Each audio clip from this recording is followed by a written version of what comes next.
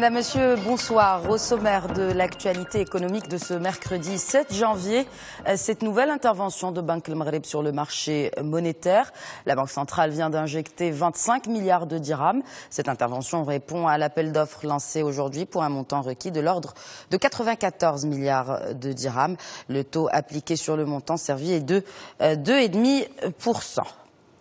On reste dans les chiffres et ce record par rapport aux prévisions selon le ministre de l'économie et des finances. 27 milliards et 800 millions de dirhams représentent la contribution libératoire des avoirs et liquidités détenus par les Marocains à l'étranger.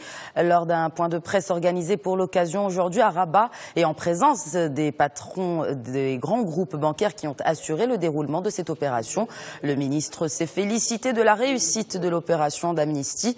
Dans le détail, 8 milliards et demi de dirhams relèvent de liquidités, environ 9 milliards en actifs immobiliers. L'amnistie a pris fin le 31 décembre dernier et ne sera pas renouvelée, a précisé le ministre. Ces 27 milliards 800 ont permis de générer une recette fiscale de 2 milliards 300. Ces 2 milliards 300 sont destinés à un fonds de cohésion sociale, à la solidarité nationale et en particulier aux veuves et aux enfants non scolarisés. Donc c'est un élan de solidarité nationale et je peux vous assurer que beaucoup de personnes, dès qu'ils ont su que leur contribution irait dans le fonds de cohésion sociale, ils ont été ravis. Donc c'est un geste citoyen, c'est un geste patriote. Et enfin, vous le savez, donc 8 milliards et demi de dirhams ont été dans les caisses des banques marocaines qui vont être réinjectés dans l'économie marocaine. Fiscalité, toujours après un demi-siècle d'exception fiscale, les entreprises implantées à Tanger devront désormais s'acquitter de 30% sur leurs impôts. Avant 2011, le taux appliqué était de 17,5%, ce qui faisait de la ville du Détroit une exception. La loi de finances de 2009 a mis fin à cette exception, justement, sauf pour les sociétés installées dans les zones franches et les zones franches de Tanger et de Tanger-Med. Tanger, toujours, la région a reçu 1 million de touristes en 2014. L'Office du tourisme relève une hausse de 3% sur les nuitées enregistrées.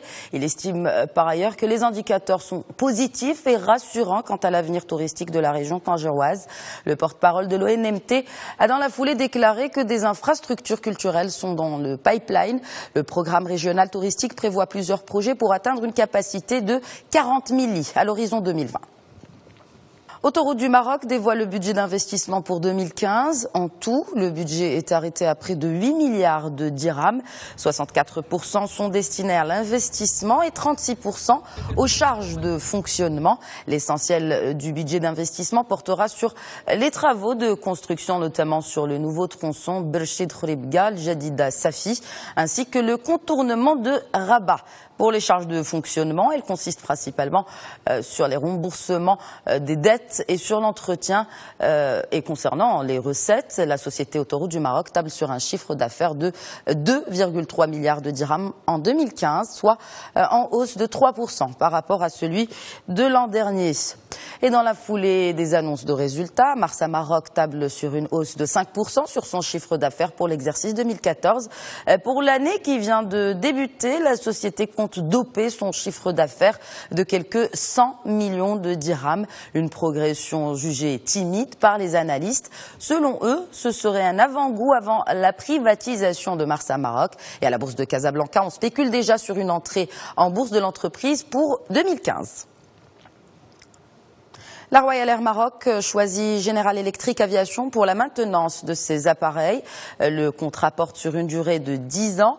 Il comporte la maintenance, donc, mais aussi la réparation et la révision des avions RAM.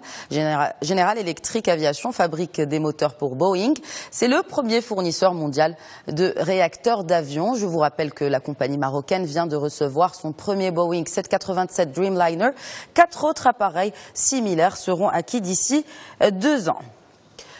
Des indices de présence de gaz positifs ont été détectés au nord de Sidi El Tazi, dans le bassin du Rarb. Annonce faite par l'Office des hydrocarbures et des mines. Le gaz a été détecté à une profondeur de 1153 mètres. L'Office déclare que des travaux de test seront effectués ultérieurement. Dès la fin de ces opérations de forage test, l'appareil de forage sera dirigé vers un autre puits, vers Douar Belkher. Et on enchaîne avec le secteur de l'hôtellerie. Le groupe Palmeraie aurait cédé 70% de ses hôtels à Marrakech au profit de l'Emirati Abar. Cette cession ne concernerait ni les jardins d'Inès ni le pavillon du Golfe. Notez que le groupe s'occuperait de la gestion des unités vendues pour une période de 3 ans. Le montant de la transaction n'a pas été divulgué. La presse évoque 1,5 milliard de dirhams sans confirmation officielle.